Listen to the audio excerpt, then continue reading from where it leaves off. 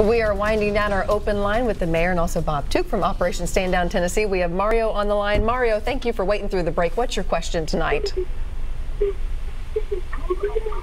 Mario, go ahead. You can turn down your TV and just listen to your phone now. Okay. Go ahead. Hey, question I have, Mayor, how are you? I'm doing well. How are you? Great. Hey, question. So, basically, with the whole bail bond reform thing, we served on the Hot Chicken Festival Committee. Are you familiar with what's all happening in the industry, basically, with all the people from out of town? Like this past weekend, a bunch of people from Boston, New York was arrested, and they were all just given pretrial. And I'm just curious how do you feel about basically the local sheriff and the court system is basically trying to put the bail bonds out of business? So I'm going to hang up and listen. Okay. Thanks, Mario. Thanks, Mario.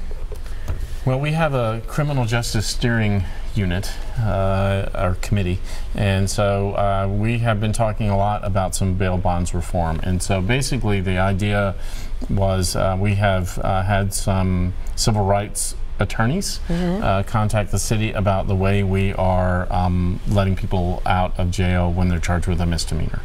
And so we have looked at ways to get people more quickly out of jail without having to require a bond. And I think that's what Mario is talking about.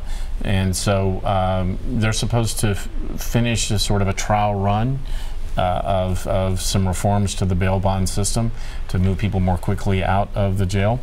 The basic idea being that you shouldn't stay in jail just because you're poor.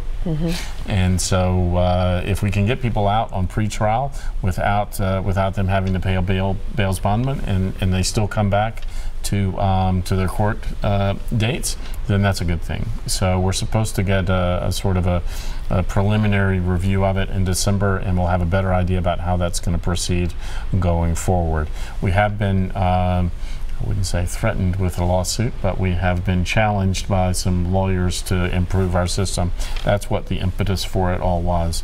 We've also done an interesting thing with people out on bond and set up a texting system to text people to remind them of their court date the next day, and we've seen the number of forfeitures come down pretty significantly just with that little tool.